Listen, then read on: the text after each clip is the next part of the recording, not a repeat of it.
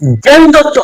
मैं जैदुल और आप देख रहे हैं आपका अपना channel son of Bengal news आवाज बंगाल की। जी हाँ, सियासी रानीगंज में सियासी गर्मी लगातार बढ़ रही है। आरोप पे आरोप, टीएमसी बीजेपी पे आरोप, बीजेपी टीएमसी पे आरोप, मगर इस आरोप के दौर पे एक नया आरोप खुलकर आया है। जी हाँ, जैसा कि आप इस सन ऑफ बंगाल न्यूज के स्क्रीन पे देख पा रहे होंगे कि यहाँ एक टीएमसी की यानी के टीएमसी द्वारा कालो वरुण मंडल जी के सभा के दौरान यहाँ एक महिला जो ज्वाइनिंग कर रही है टीएमसी का झंडा धरकर, ये कोई और नहीं, जी हाँ, सन ऑफ बंगाल न्यूज नहीं कह रहा है, मैं उनकी जुबानी सुनाऊंगा आपको। बस कुछ बातें मैं कहना चाहता हूं, बने रहे हमारे साथ सन ऑफ बंगाल न्यूज के साथ। कि आखिर ये महिला है कौन? क्या अचानक टीएमसी की सभा पे आकर वो टीएमसी का दामन को धरी और टीएमसी का झंडा धरकर टीएमसी को समर्थन की और कई राज खोले।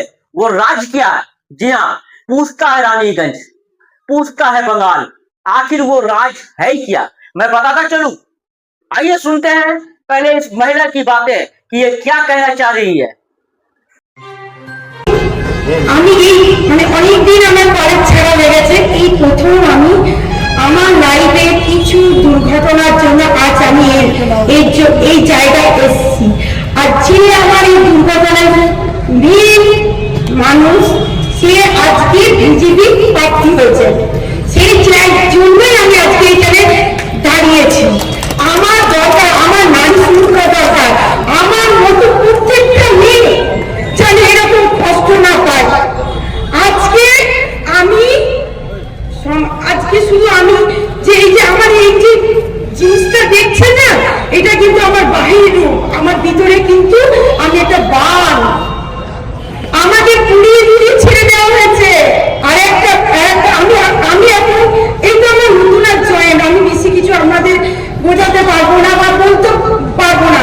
আপনাদের কাছে একটাই অনুরোধ, আমরা যদি নিজে বিজেপি প্রার্থী যিনি দাঁড়িয়েছেন তার বায়োডাটাটা জানুন, তার একটু বংশগত পরিচয়টা জানুন, তারপরে তাকে ভোট দেওয়ার সিদ্ধান্ত নেবেন।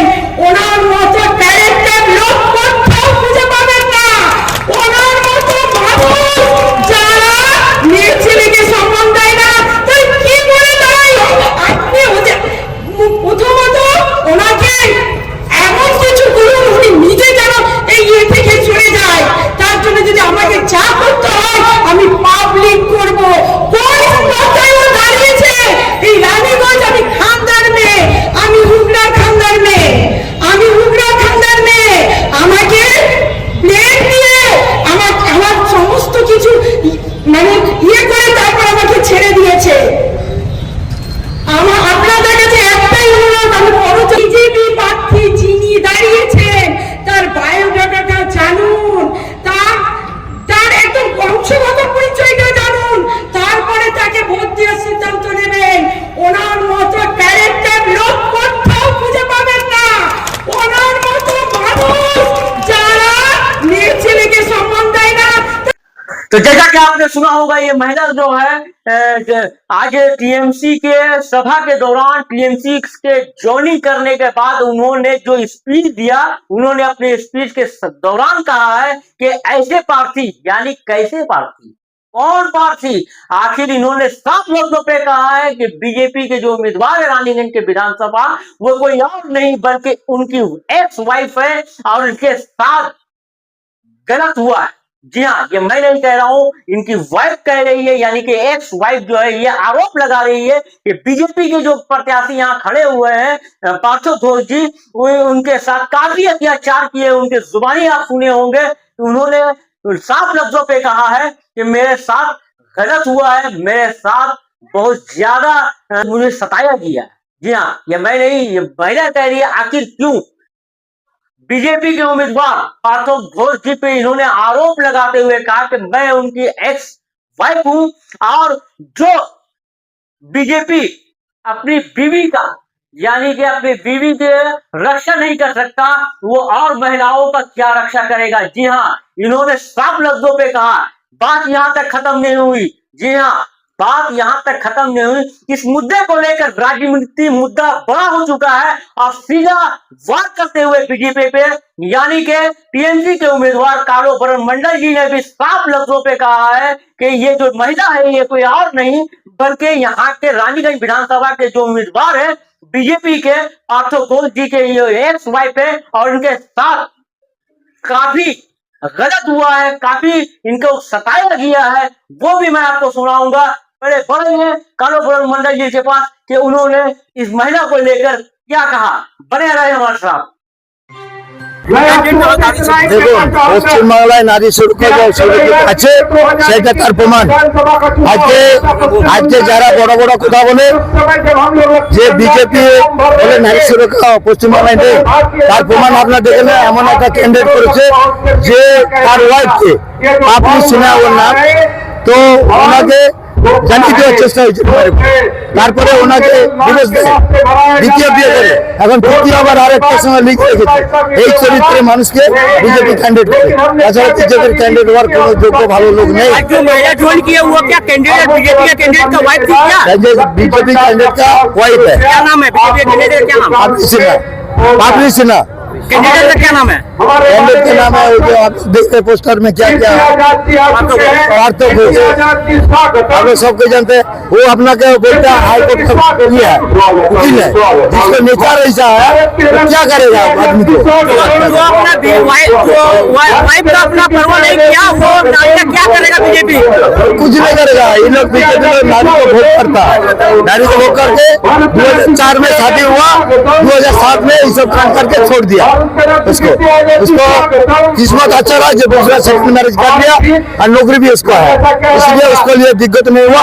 लेकिन मुझे ऐसा आदमी जो दल को भगा के दल करता है, बीजेपी करता है, ये करते नारी समाज को करता है। ये लोग जो नारी के ऊपर अत्याचार करता है ये होने नहीं चाहिए। बंगाल में इसका प्रतिरोध होना चाहिए। हम तो बोलते हैं जो हमारा रानीगंज विधानसभा का कोई महिला इसके ऊपर वोट नहीं देने चाहिए, एक भी वोट नहीं देने चाहिए। ये आदमी नहीं है, जानवर है। ये आप लोग पता लगा लीजिएगा इसको बैड कैरेक्टर कितना है, इसको बाप का कैरेक्टर क्या रहा वो भी देखिए, बाप भी 3 बार क्या रहा, यही चरित्र काटते हैं। तो जो देखिए आरोप बनाया जाए, ये लोग तो मानता नहीं है। ये लोग बोलता है हम लोग को सब वॉशिंग मशीन में घुस गया तो सजा हो गया, ये भी सजा हो जाता है। रेप करे जो करे उन लोग को नेता लोग को लड़का लोग को साथ छूट है, अदालत लोग को लिए सफाई में अब उन लोग को नेता लोग के लिए कुछ टाइम नहीं है। यही तो चल रहा है देश में। आज जो बीजेपी क्षमता में है यही देश में चल रहा है। बीजेपी जितना जल्दी चला जाए देश के लिए मंगल है। तो अपना प्रचारे অলরেডি চলে এলো, প্রচারে আসবে। আমার মহিলা নেত্রী যে আছে জয়েন করলেন দলে উনি প্রচারে বেরোবে, এরা ওকে ট্রেনিং দিবে, এরা হুমকি দিবে, দাঁড় করানোর চেষ্টা করতে পারে। এই দলটার এই নীতি এরা অনেক চেষ্টা করতে পারে। যেটা খোলসা হয়ে গেল আপনারা দেখবেন, আপনাদের মিডিয়া থেকে সবসময় বলা রইল আপনারা যাতে নারী সুরক্ষা থাকে, বিজেপির হাতে আক্রান্ত যাতে না হয় মহিলারা, সেই চেষ্টাটা আপনারা সকলে আপনারা প্রচার করবেন। এবং আগামী দিনে বিজেপি যে করার চেষ্টা করছে পশ্চিমবাংলাকে ইউপির মতো, সেই জিনিস আমরা হতে দেবো না এবং আমরা তার জন্য লড়াইয়ে তৈরি আছি এবং এর প্রতিবাদে যত আন্দোলন হয় করতে করবো। আর রানীগঞ্জ বাঁচাবার জন্য যে আন্দোলনে এখানকার মানুষ রাজি থাকবে সেই আন্দোলনে আমি রাজি আছি। কোনো আমার কিছু আটার কিছু নেই, আমার কিছু দেওয়ারও নেই, কিছু দেওয়ারে নেই। আমি কিন্তু প্রত্যেকটা আন্দোলনে আমি থাকতে চাই, মানুষের সঙ্গে থাকতে চাই। আমি দল পরিবার করে আমি দলের কথা চলবো এই কথা আমি বিশ্বাস করি না। আমি মানবিকতার দিক থেকে সাধারণ মানুষের সঙ্গে আমি থাকবো, এটাই আমার প্রতিজ্ঞা। तो जैसा कि आपने साफ लफ्जों पे सुना कि महिला जो है यहाँ पे स्क्रीन पे देख रहे होंगे आपकी जो महिला जॉइनिंग कर रही है, जॉइनिंग के दौरान ये उन्होंने अपने अल्फाजों से अपने लफ्जों से सीधा आरोप जो है बीजेपी के उम्मीदवार यानी कि पार्थो घोष जी पे आरोप लगाया है कि जो अपनी बीवी का रक्षा नहीं कर पा रहा है वो बीजेपी और महिलाओं के साथ क्या करेगा। जी हाँ, ये मैं नहीं उनकी एक्स वाइफ कह रही है ये आरोप लगाते हुए। तो जैसा कि आपने सुना होगा और मैं और बात आपको बताता चलूं। जी हाँ, बात यहीं तक खत्म नहीं हुई, इसी पे आरोप लगता है तो सन ऑफ बंगाल न्यूज जो है उसकी सही पुष्टि करने की कोशिश करता है। और मैं जब इस मुद्दे को लेकर जब हमने रानीगंज विधानसभा के उम्मीदवार यानी कि पार्थो घोष जी के से हमने बातचीत की तो उन्होंने कहा है कि इस मुद्दे को लेकर जल्द हम प्रेस कॉन्फ्रेंस करेंगे और क्या सच है क्या झूठ है उसके पर्दाफाश करेंगे और हम प्रेस कॉन्फ्रेंस करके मीडिया द्वारा हम भी बताएंगे कि इस मैटर को लेकर इस मुद्दे को लेकर। तो आइए उनकी भी जुबानी सुनने की कोशिश करेंगे कि आरोप लगा है तो इस आरोप में कितनी सच्चाई है। बने रहे हमारे साथ, देखते रहे सन ऑफ बेंगल न्यूज। যোগ দিল বা কে তৃণমূল থেকে ছেড়ে দিল সেটা আমার বিষয় নয়। যেটা হচ্ছে আপনারা জানেন যে আজকে যে ঘটনাটা আমি দেখলাম, আমি তো প্রচারে ছিলাম, আমি এখনই খবর পেলাম, আপনারা বললেন তো আপনার সঙ্গে বসে গেলাম। এটা হচ্ছে মানে তৃণমূল কংগ্রেস যে এখান থেকে জামানত জব্দ হবে তার হচ্ছে এটা একটা হচ্ছে ফার্স্ট স্টেপ। তৃণমূল কংগ্রেস জানেন আপনার মাননীয় মুখ্যমন্ত্রী এসেছিল যখন খানরাতে, তো খানরার মাটিতে ঘটনাটা ঘটেছে ওদের কথা অনুযায়ী যা শুনলাম প্রেস থেকে। তো খানরাতে যখন এলো আমি শুনেছি যে মাননীয় মুখ্যমন্ত্রী নাকি 3 দিন ধরে লোক লাগিয়ে আমার বিরুদ্ধে মঞ্চ থেকে কি বলা হবে সেটা খোঁজার চেষ্টা করছে, কিন্তু পাইনি। তারপরে যত দিন যাচ্ছে ওই কালুবরণ মণ্ডল বুঝতে পারছে যে তার পায়ের তলা থেকে মাটি সরে যাচ্ছে, অন্যাল ব্লক শেষ, রানীগঞ্জে ঢুকতে পারে না। এখন এইভাবে চক্রান্ত করে যদি কাউকে দাঁড় করিয়ে আজে বাজে কথা কাউকে দিয়ে বলা করে, তাহলে দেখুন আমরা আজে বাজে কথা অনেক বলতে পারি। আমার কাছে এমন এমন ভিডিও আছে, সেই ভিডিওগুলো যদি আমি ছাড়ি কোন প্রধানের সাথে কি করেছে ও মুখ লেখানোর জায়গা পাবে না। আমি কিন্তু ব্যক্তিগত আক্রমণে যাইনি। এখন যদি এই সিচুয়েশন আসে তাহলে সেটা আমাকে চিন্তা ভাবনা করতে হবে। আর আমি আপনাদেরকে বলেছি যে আমি এমএলএ হব। আর নায়ক সিনেমাটা দেখেছেন অনিল কাপুরের অন দ্য স্পট ফয়সালা, এই যেটা করলো তার কি ফয়সালা হয় 1-2 দিনের মধ্যে দেখে নেবেন। আর যেসব চক্রান্তকারী যারা আছে, যারা করাচ্ছে এটাকে, যারা করেছে, তারাও মনে রাখবেন আমি ছেড়ে দেওয়ার পাত্র নই। আমি গুন্ডা দমন করার মতন উকিল। আমি 2খানা অফিসার ইনচার্জ ও পুলিশ স্টেশনের চাকরি খেয়েছি, কাজে এগুলো আমার কাছে ছোটো ব্যাপার আছে। আমি যা ক্ষমতা ইউজ করেছি আমার লাইফে এতদিন অবধি ওকালতির মাধ্যম দিয়ে, কোনো রাজনৈতিক নেতা ওই ক্ষমতা ইউজ করেছে কিনা সন্দেহ আছে। আর বাকি ক্লারিফিকেশনের জন্য আমি আমার যে কোর্ট পেপার যেটা 2007 সালে 2004-এ বিয়ে হয়েছিল, 2007-এ ডিভোর্স পিটিশন ফাইল হয়েছে, সেই ফাইল করেছিলেন ওই ভদ্রমহিলা, যে ভদ্রমহিলা আজকে যাকে হয়তো সম্ভবত টাকা পয়সা দিয়ে তাকে এটা করানো হচ্ছে। এখন তিনি যে কথাগুলো বললেন স্টেজে দাঁড়িয়ে, সেই কথাবার্তাগুলো যে বলেছেন সেটা আজকে 19 বছর আগে তার বলা উচিত ছিল। 19 বছর আগে উনি যখন ডিভোর্স পিটিশন ফাইল করেছিলেন, সেই ডিভোর্স পিটিশনে প্যারা ওয়াইজ কি বলেছে আপনারা যদি বলেন আমি আপনাদেরকে বলে দিতে পারি। সেখানে একটাই কথা ওনার, যে আমার সঙ্গে ওনার টেস্ট মিলছে না, আমার শ্বশুরবাড়ির লোক খুব ভালো, আমার হাজব্যান্ড খুব ভালো, আমার কারো এগেনস্টে কোনো রকম কোনো অ্যালিগেশন নেই এবং আমার সাথে কোনো রকম কোনো ঝগড়া নেই। আমি এটা মিউচুয়ালি চাইছি, উনি যদি রাজি হন তাহলে আমি ডিভোর্স চাইছি। এবং সেই ডিভোর্স 2007 সালে যখন ফাইল হয়, কোর্টে যখন যায়, কোর্ট আমাকে সমন করে ডেকে পাঠায়, দুর্গাপুর কোর্ট ডেকে পাঠিয়ে বলে যে আপনার মিসেস তো ডিভোর্স চাইছে আপনার বিরুদ্ধে, তো আপনার কি বক্তব্য আছে। কাউকে তো আমি প্রথমে বলেছিলাম দেখুন যদি হয় সংসার করতে পারি, কোনো অসুবিধা নেই। তো কোর্টেরই বক্তব্য ছিল দেখুন জোর করে সংসার করানো যায় না, আর আপনি এটাকে যেটা ভালো বুঝবেন করুন, কিন্তু জোর করে আমাদের সাজেশন তাই। তো উনি প্রেজেন্ট ছিলেন, সব কোর্ট আনকোর্ট সব ডকুমেন্ট আমি সার্টিফাইড কপি নিয়ে এসেছি কোর্টের, যেটা সার্টিফিকেট কপি আজকের তোলা নয়, 2007 সালে সার্টিফাইড কপি তোলা আমার ফাইলে ছিল, আজকে জেরক্স করে নিয়ে এসেছি, আপনাদেরকে আমি শেয়ার করে দিচ্ছি। সেখানে মানে স্লাইটেস্ট অফ অ্যালিগেশন না আমার বিরুদ্ধে না আমার ফ্যামিলির বিরুদ্ধে, কোনো কিছু নেই। এবং 2007 সালের জুন মাসে ডিভোর্স হয় এবং আমার যখন পরবর্তীকালে আবার ম্যারেজ হয় 2015 সালে, আমার মিসেস এই কথাগুলো তাকে ডিসক্লোজ করি, সে সব জানে, সব ডকুমেন্ট দেখে, তারপরে আমার তার সাথে বিয়ে হয় 2015 সালে এবং আমি এখন হ্যাপি লাইফ লিড করছি, আমার 2টো বাচ্চা আছে, আমি ওয়েল এস্টাবলিশড। দেখুন আজকের দিনে আফসোস থেকে অনেকে অনেক কিছু করতে পারে। আজকের দিনে ধরুন এই আমার উন্নতি বলুন বা আজকের যা পজিশন বলুন, এটা যে কোনো মানুষ ধরুন কোনো এক সময় তো আমার সঙ্গে ছিল বা কোনো এক সময় হয়তো ছিল, যেভাবেই হোক ছিল, তো সেইগুলোকে সে মনে করে আজকের দিনে তো তার আজকে একটা বিরাট আফসোসের জায়গা যে আমি কোথায় পৌঁছে গেলাম, ও কোথায় রয়ে গেল, কী কারণে তখন আমি ভুল করেছিলাম, ডিভোর্স পিটিশন উনি ফাইল করেছিলেন, আমি তো ডিভোর্স পিটিশন ফাইল করিনি। এগুলো আউট অফ ফ্রাস্ট্রেশন, এগুলো হতে পারে। আর যারা যেগুলো করিয়েছে তাদের বিরুদ্ধে কিভাবে কি অ্যাকশন নিতে হয় পার্থবোস খুব ভালো করে জানে, সেটা দেখে নেবেন। আর কোর্টের ডকুমেন্ট সার্টিফাইড কপি যে পিটিশন ফাইল হয়েছিল সেই কপি, আর তার সাথে যে কোর্টের অর্ডার কপি, এই 2টো অর্ডার কপি আপনাদেরকে শেয়ার করছি, আপনারা এটা মনে করলে আপনারা নিয়ে যান, যদি কেউ দেখতে চায় দেখান। কোর্ট ডকুমেন্ট আজকে 19 বছর আগের ঘটনা।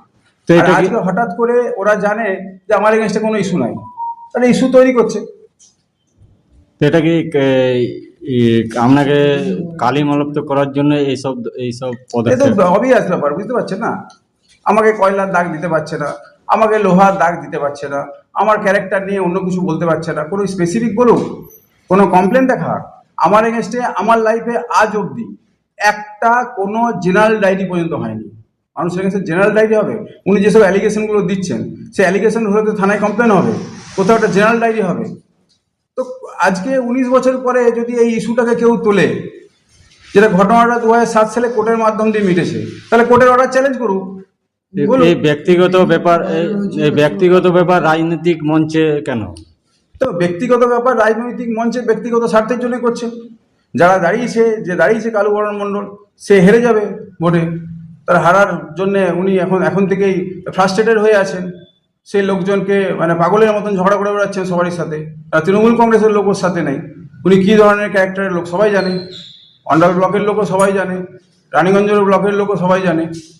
তো আজকের দিনে তার এটা বলা ছাড়া উপায় নাই। ও ভাবছে এইভাবে আমি ভোট জয় করব। আর আজকের দিনে এইটা বলার জন্য, এটা করার জন্য আপনারা জেনে রাখুন, কমসে কম 10,000 ভোট আমার অ্যাড হলো। আমি আপনাকে চ্যালেঞ্জ করে বললাম। सन ऑफ बंगाल के माध्यम से हर खबर आप तक सबसे पहले पहुंचाई जाती है। सन ऑफ बंगाल, जहां यूट्यूब, फेसबुक और वेबसाइट हर जगह पे है। हमारे यूट्यूब पे आप देखिए सन ऑफ बंगाल की खबरें। इसके अलावा सब्सक्राइब कीजिए, फेसबुक पे जाइए, फेसबुक पेज को फॉलो कीजिए। इसके अलावा हमारे वेबसाइट पर भी जाकर आप देख सकते हैं हर तरह की खबरें सबसे पहले। जी हाँ, हमारा वेबसाइट है www.sonofbengal.in। धन्यवाद।